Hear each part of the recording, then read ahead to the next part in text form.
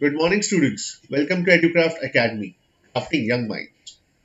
This is the continuation lecture for 9th standard ICSE students, and the subject is geography.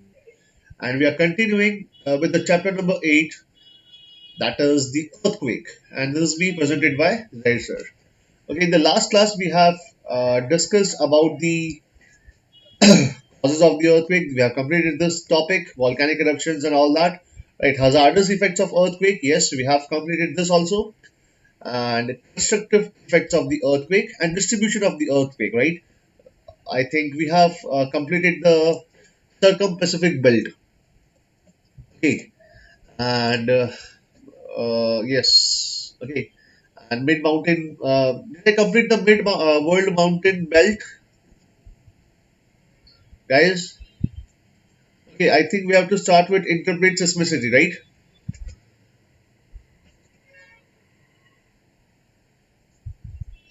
Interpret seismicity. Yes, yes, okay. इंटरप्लेट seismicity से बाकी है अपना, है ना? यहाँ से पढ़ना बाकी है. Okay, interplate seismicity. ठीक है, ये सब कुछ खत्म हो चुका है, सिर्फ इतना ही बाकी था. एंड सुनामी वगैरह है, राइट? तो देख लेते हैं इसके बारे में क्या है.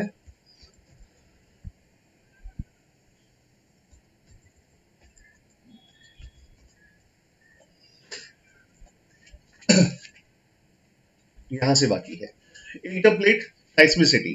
अब देखिए अगेन, जैसे कि टॉपिक डिस्कस, मतलब टॉपिक हमें बता रहा है इंटरप्लेट, राइट? इसका मतलब ही है एक तरीके से बिटवीन द प्लेट्स, राइट? जो प्लेट्स है उसके बीच में क्या हो रहा है भाई? अर्थक्वेक आ रहा है, उसकी वजह से, मतलब मूवमेंट हो रहा है, उसकी वजह से अर्थक्वेक आ रहा है. क्योंकि साइस्मिसिटी एक तरीके से क्या है, ये एक तरीके से कहेंगे कि ये ही अर्थक्वेक मूवमेंट है, मतलब अर्थक्वेक को जन्म देता है, राइट?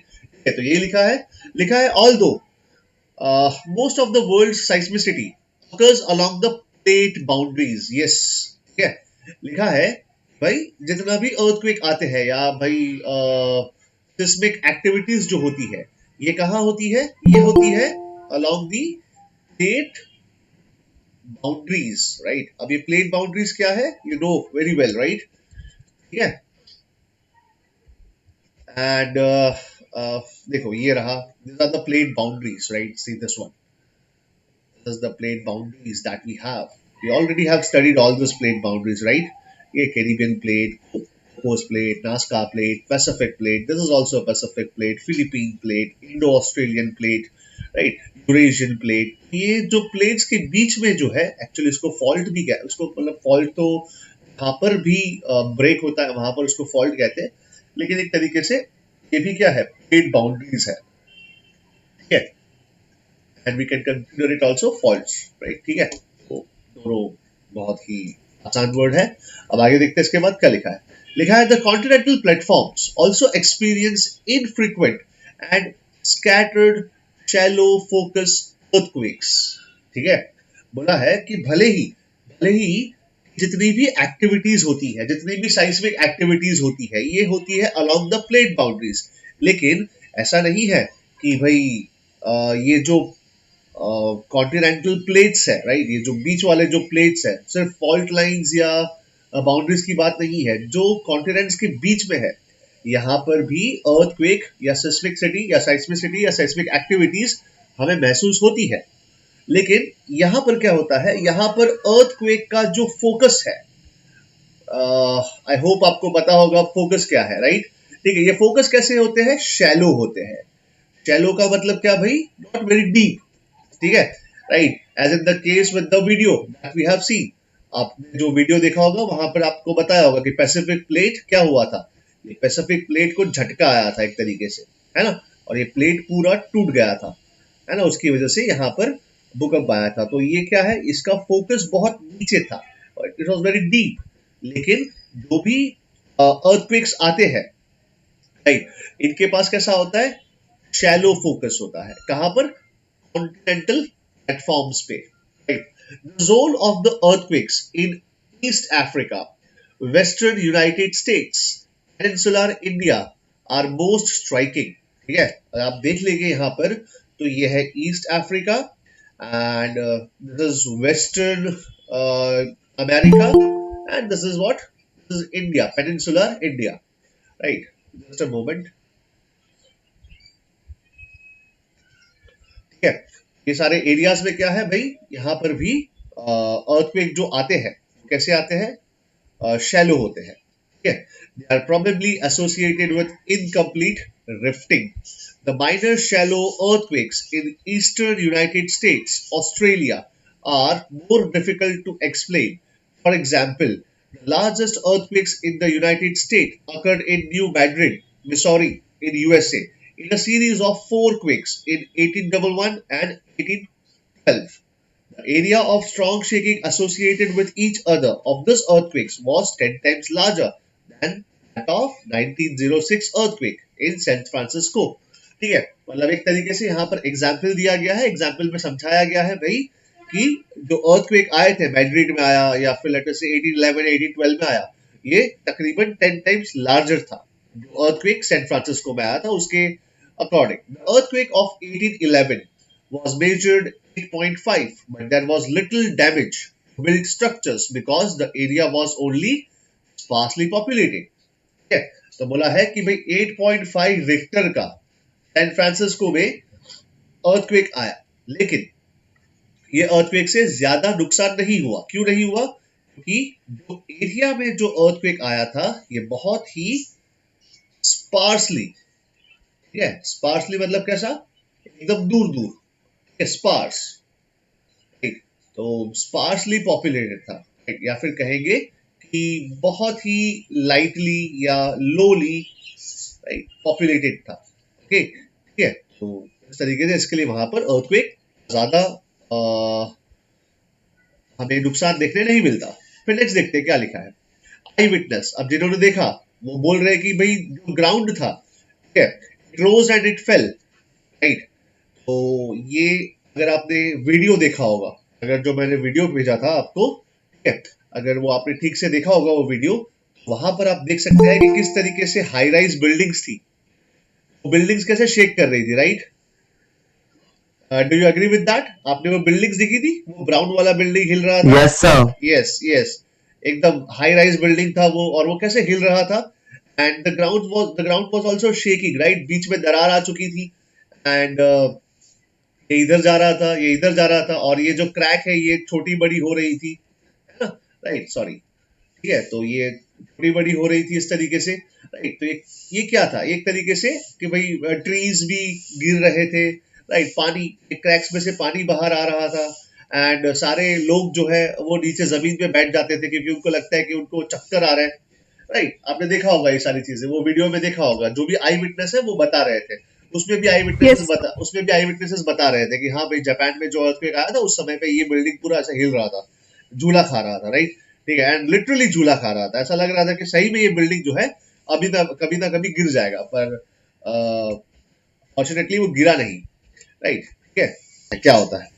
नेक्स्ट है, यहाँ पे लिखा है कि भाई bending of trees until their branches became knotted together when fissures का मतलब cracks opened and closed beneath the Mississippi River. They created waves that filled and sank boats or washed them ashore. Yes, ठीक है, तो क्या होता है कि जो रिवर है मिसिसिपी रिवर यूएसए में, ठीक है, वो रिवर का जो तलटी है, तलटी मतलब जो तट होता है या लेटर से जो बैंक होता है या उसका जो तट है, ठीक है, उसका जो रिवर बेड है, ये सब कुछ मतलब यहाँ पर तट कहूंगा तो ये वाला पार्ट आएगा उसका, ठीक है, और बेड कहूंगा तो ये वाला पार्ट। बेड में क्या हो रहा था, वहां पर क्रैक्स पड़ गए थे और ये क्रैक्स ओपन हो रहे थे और क्लोज हो रहे थे, और इसकी वजह से रिवर में वेव्स आ रही थी, और ये वेव्स क्या हो रहा था, तो कहेंगे रिवर बैंक्स के पार जा रहा था, और उसकी तरफ से और क्या हो रहा था भाई, बोट्स वगैरह सिंक हो रही थी, या लेट अस दे कि वो वॉश्ड अवे हो रही थी, जैसा खूबी आपने देखा होगा कि सारी बोट्स वगैरह वहां पर वो फर्स्ट आपने अगर वीडियो देखा होगा ध्यान से, एक बड़ा सा बोट था, ठीक है, उसके सामने ना एक बड़ा सा वेव आ रहा था, right, that was the first wave of tsunami, और ये बोट ने पहली बार नोटिस किया था, इतना ऊपर बोट गया फिर एकदम नीचे से गिर गया, राइट, ठीक है, तो ये तो समुद्र के बीच में हो रहा था, लेकिन अगर आप उस चीज को कंसिडर करिए शोर पे, शोर लाइन पे, शोर लाइन मतलब क्या होता है, कोस्ट पे, तो क्या होगा, ये बोट्स जो है, हो सकता है कि ये बोट्स जो है ये उसमें डूब जाए सुनामी वगैरह में, राइट, या तो फिर ये वॉश्ड अवे हो जाए, मतलब ये शोर पे आ जाए, राइट, ठीक है। तो यही सब चीजें हो रहा था। अब आगे देखते हैं इसके बाद, नेक्स्ट, ओके, नेक्स्ट आता है, the steeper banks collapsed into river whose general course was greatly changed as the whole island disappeared and the positions of sandbar shifted. Landslides devastated steep hillsides, right?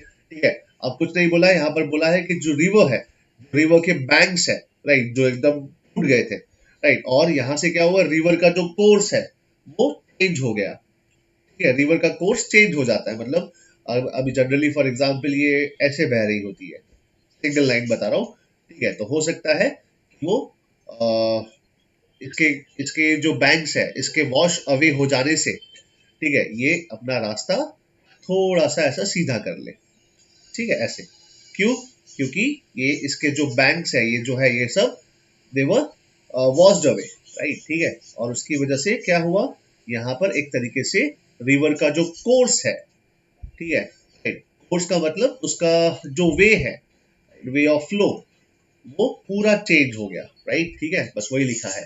अब next देखते हैं, in a similar but smaller magnitude of 6.4 interplate earthquake occurred in Latur. कहाँ पर है ये लातूर भाई, महाराष्ट्र में, ठीक है, राइट, हम इसके बारे में पहले पढ़ चुके हैं। In 1893, in which 80 villages were shaken and over 11,000 people died. It is an area not known to have an earthquake of comparable size in historic times. Although these continental interplate earthquakes may be large, they are infrequent.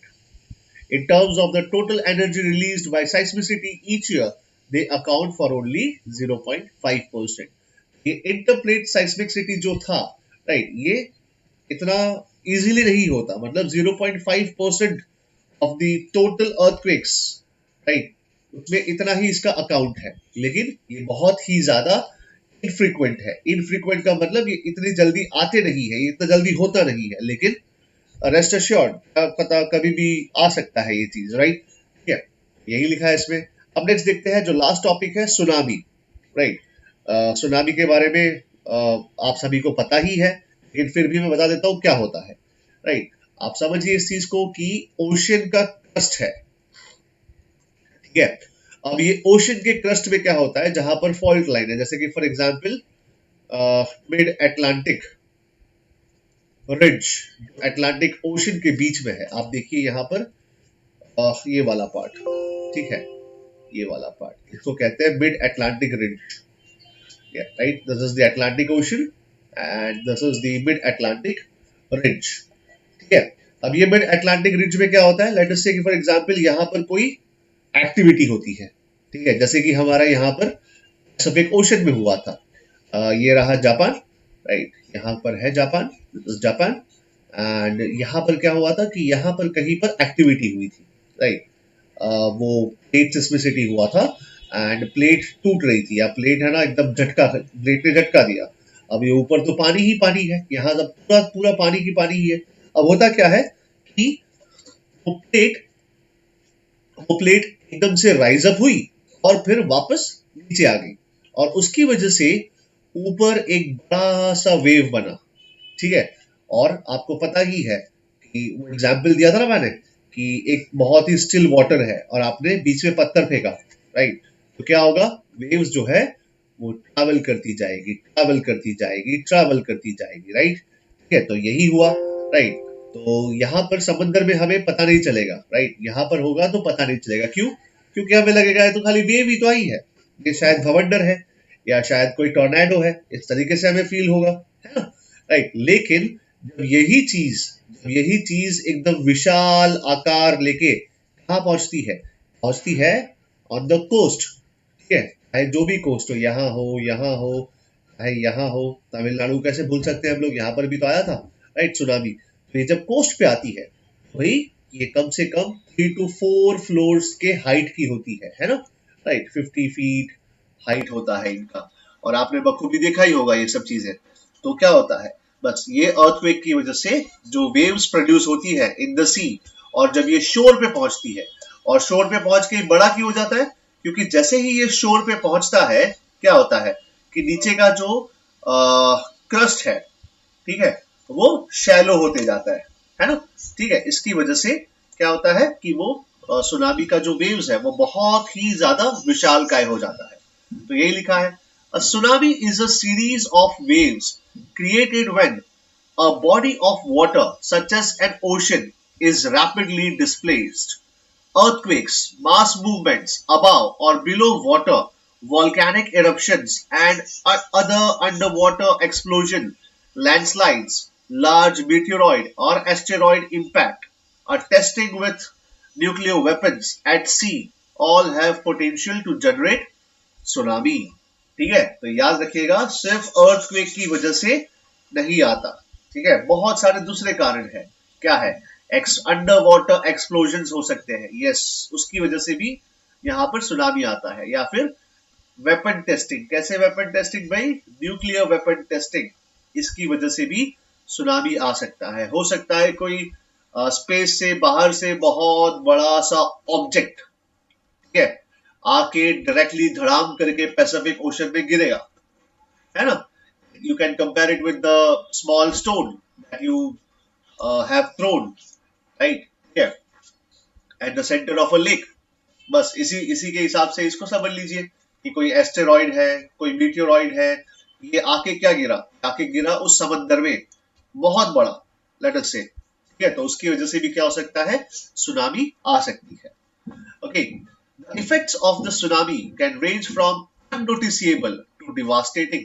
सही बात है ना? क्योंकि unnoticed कहा जाएगा, unnoticed जाएगा in the middle of the sea, right, या ocean. क्यों? क्योंकि वहां तो हम जमीन पे खड़े नहीं है, हम तो किस पे खड़े हैं, पानी पे, और हमें लगेगा कभी पानी में तो खाली आ रही है, वेव्स आ रही है।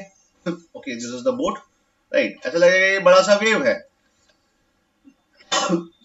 लेकिन एक्चुअली क्या हुआ होगा, एक्चुअली जो ओशनिक क्रस्ट है, ठीक है, वहां पर डिस्प्लेसमेंट हुआ होगा और उसकी वजह से ऊपर का इफेक्ट होगा। Are you getting my point students? Give me a thumbs up. Okay,